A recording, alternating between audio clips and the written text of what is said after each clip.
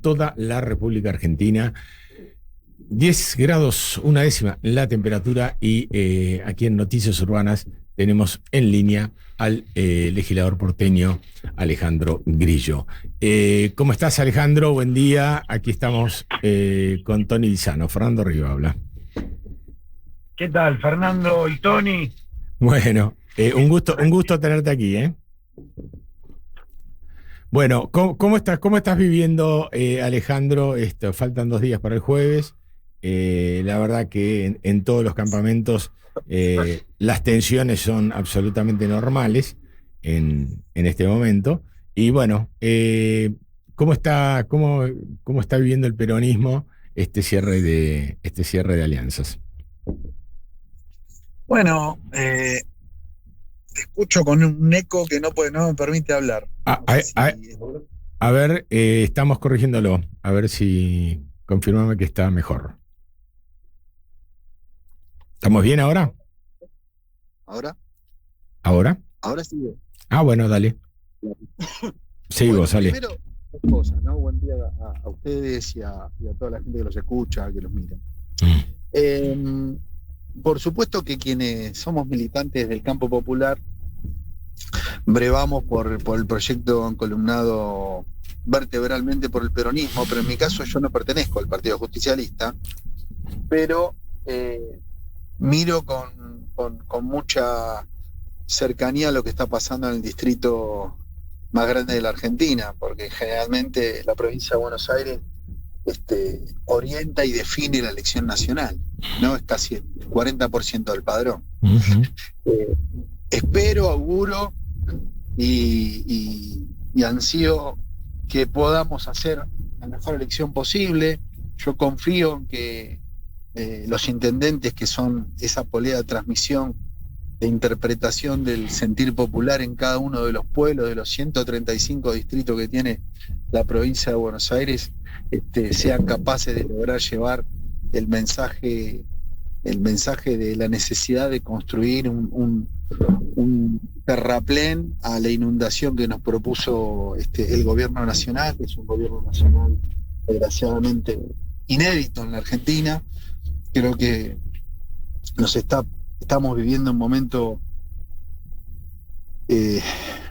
no sé si peor, pero muy parecido a lo que fue el menemismo. Y digo no sé si peor, no por su crueldad, es mucho más, sino porque también todavía le falta mucho por delante y yo no sé cuál va a ser el saldo que nos dejará a los argentinos todo el gobierno de Milei. Entonces, en ese sentido, espero que la provincia de Buenos Aires, nosotros, Fuerza Patria, podamos ganar y podamos frenar el embate del gobierno nacional. Alejandro, ¿cómo estás? Le quiero recordar a los oyentes que vos sos de origen radical, que sos legislador de Unión por la Patria en la legislatura porteña y que sos la mano derecha de Leandro Santoro. Trabajaste muchísimo en la campaña porteña, donde el peronismo sacó casi 28 puntos, 27 y pico. Te quería preguntar, Alejandro, ¿cómo ves vos la elección de octubre del peronismo en la ciudad, la elección por diputados nacionales y por senadores? Bueno, yo soy optimista para la elección de octubre. Primero porque estamos viendo una nacionalización, como decía recién, y una agudización de las políticas salvajes de Milei. Y después también porque espero que podamos mantener la misma unidad que mantuvimos para la elección local. Si bien hay algunos sectores, el caso del Patria Grande, que manifestó la posible decisión de llegar a ir por fuera, todavía falta para eso. Y espero que podamos, que Fuerza Patria en la ciudad pueda ofrecer una lista de unidad. Y después, en forma paralela, también no dejar de tener en cuenta que es otro la oferta electoral que vamos a tener los porteños en octubre. A diferencia de lo que fue las 17 listas que hubo en mayo, claro. La candidatura a senador achica el margen de elección. Yo creo que ahí nosotros vamos a tener la posibilidad de disputar, por supuesto, de ir en búsqueda de sostener la banca que tiene nuestra fuerza en el Senado, pero también en búsqueda de disputar probablemente con Patricia Bullrich, si es quien termina siendo la candidata oficial del gobierno nacional. Después, por otro lado, no veo en los sectores más moderados una oferta atractiva para el electorado porteño. Así que en ese sentido soy optimista. Sí. Alejandro, está interesante porque acá nombras a Patricia Bullrich y se está hablando del acuerdo con el PRO, ¿no? De la Libertad Avanza. Este acuerdo al peronismo en la elección de octubre, ¿cómo lo analizas? ¿Lo beneficia porque polariza y de esa manera los deja en un mano a mano? ¿Los perjudica? ¿Cómo analizás si finalmente se termina dando el acuerdo entre el PRO y la Libertad Avanza acá en la ciudad?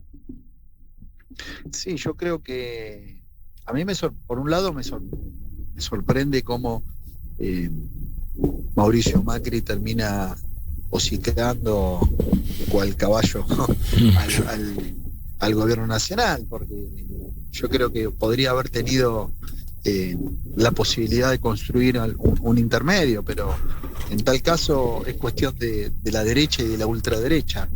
Ahí nosotros tenemos una gran posibilidad de poder convocar a los sectores, al resto de los sectores progresistas que para nada están de acuerdo con desfinanciar la educación, con desfinanciar al Garrahan, con perseguir a la gente en la calle, con estas políticas, esta sobreactuación que está haciendo el gobierno de la Ciudad de Buenos Aires, con esta racia electoral.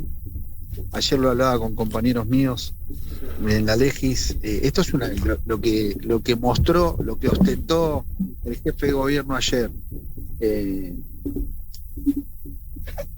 casi apaleando a los cartoneros o a los recicladores urbanos en la distinta calle de la ciudad, una especie de racia electoral. ¿Te acordás, Antonio, antes el asfalto electoral de los intendentes? Bueno, sí. Esto es una especie de racia electoral. Bueno, ahí ellos están. La verdad que Macri terminó reconociendo que perdió la interna hacia adentro de la derecha y yo creo que eso es una oportunidad para nosotros. A ver, Alejandro, voy a usar una dosis de pragmatismo. A ver, el retorno. Tengo eco, Gonza. A ver. Ok. Bueno, estamos bien ahora.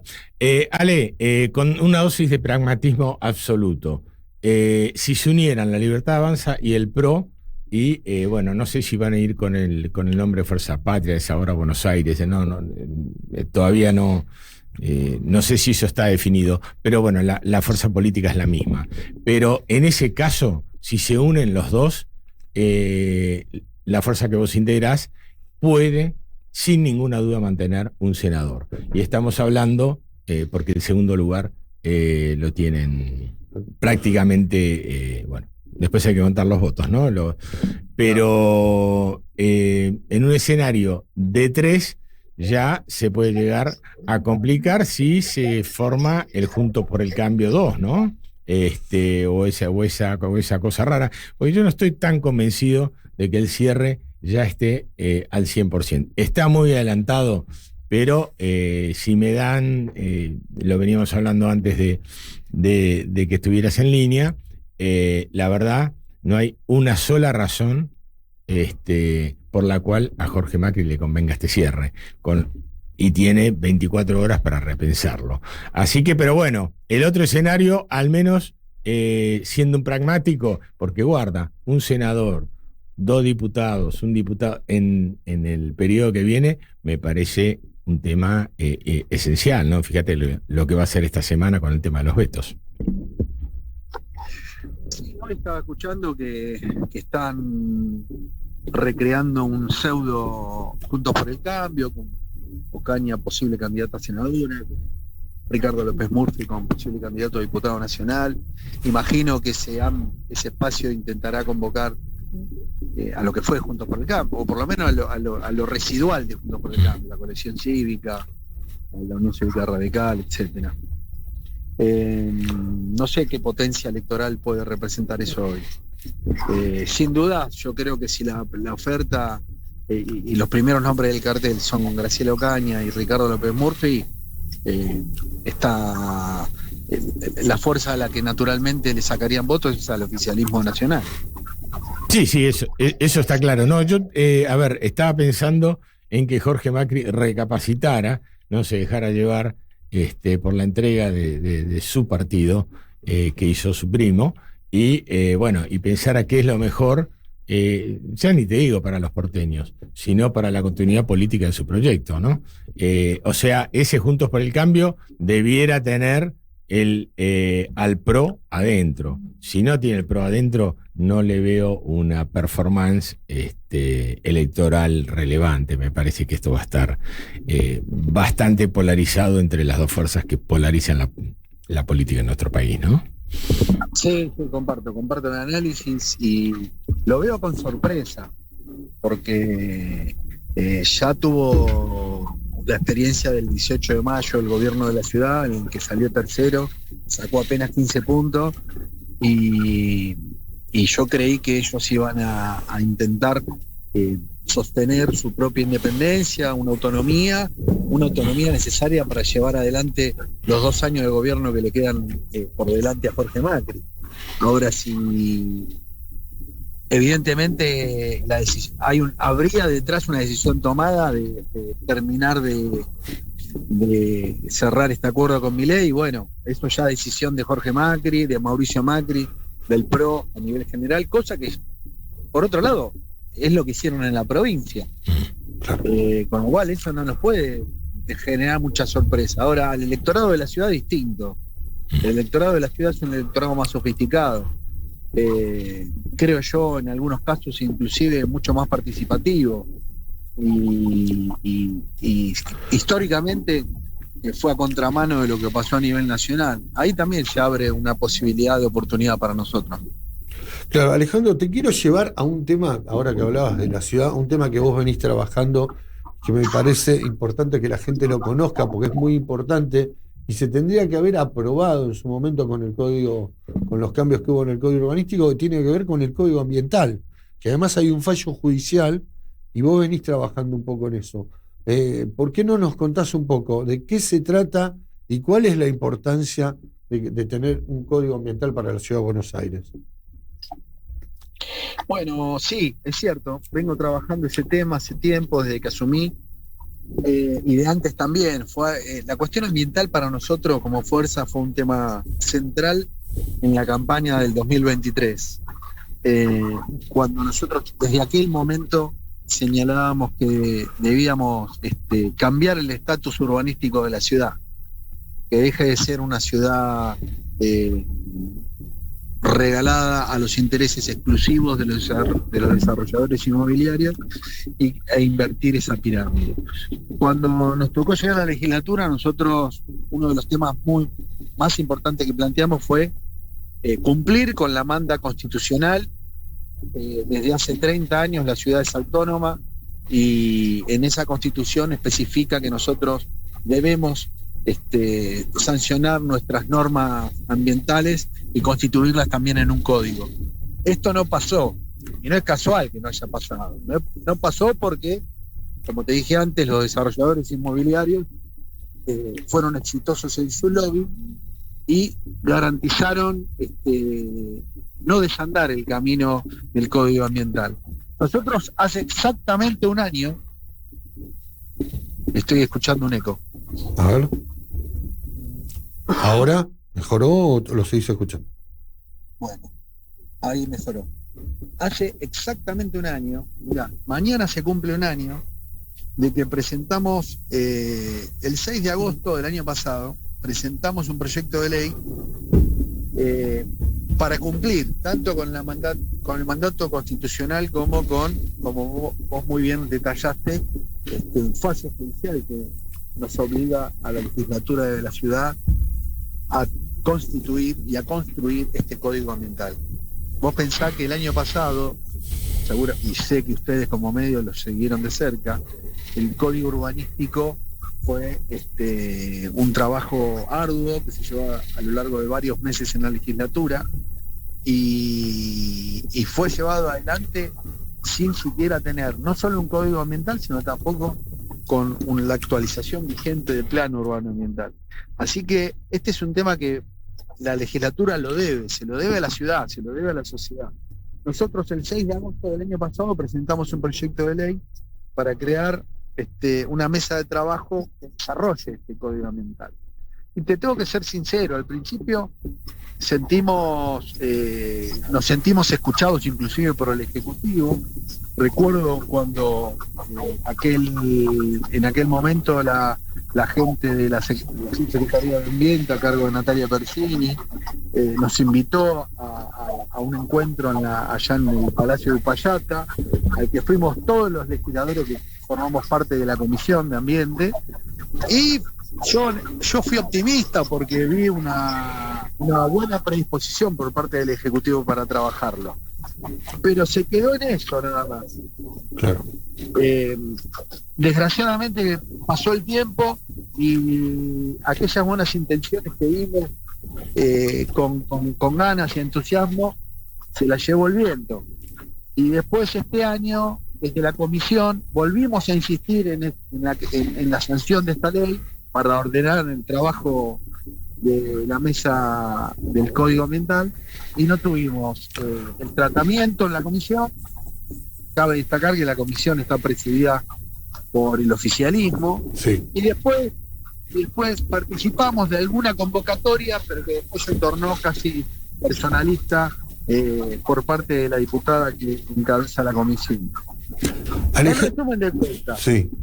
al día de hoy, un año después de haber presentado el expediente 2222, que es un proyecto de ley de creación de esta mesa de trabajo, no hemos tenido ni siquiera la posibilidad de tratarla en el seno de la comisión, para lo cual hace un tiempo atrás presentamos con mis compañeras y compañeros de bloque una nota a la comisión para pedir que sea tratada, y en el día de ayer reiteramos el pedido.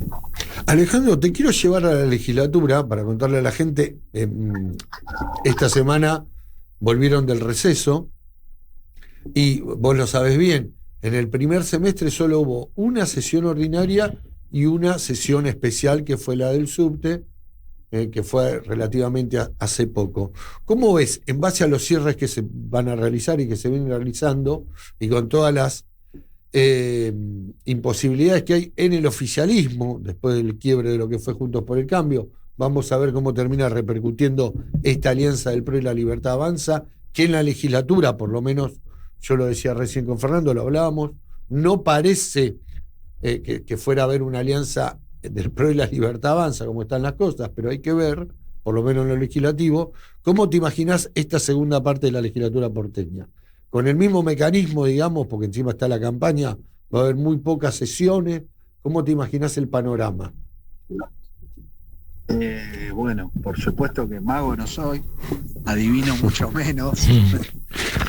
Yo lo que lamento es tener que tener elecciones cada rato, porque indefectiblemente eso afecta el normal funcionamiento de la casa política de la ciudad.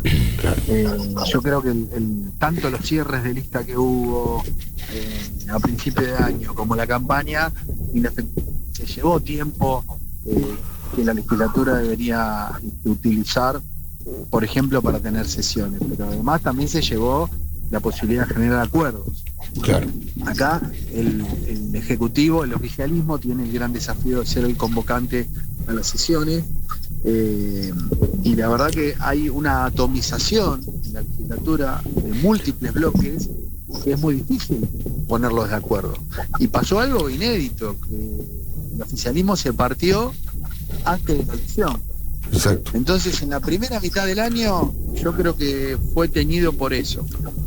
Y ahora, en la segunda mitad del año, me llena todavía de sorpresas más, porque no sabemos dónde va a estar parado el oficialismo.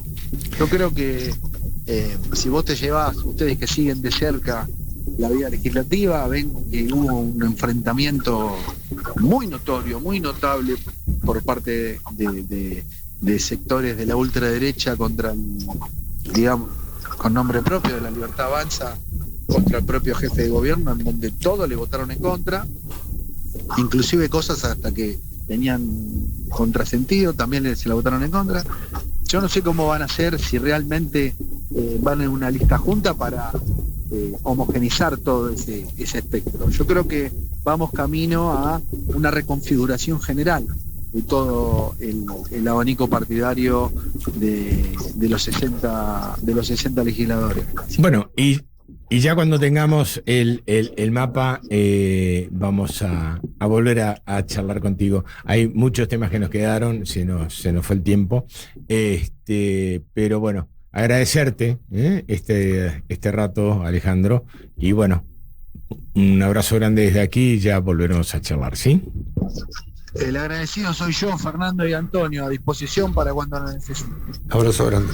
Bueno, 30 segundos, Tony. 30 segundos. Vos hiciste la cuenta, pero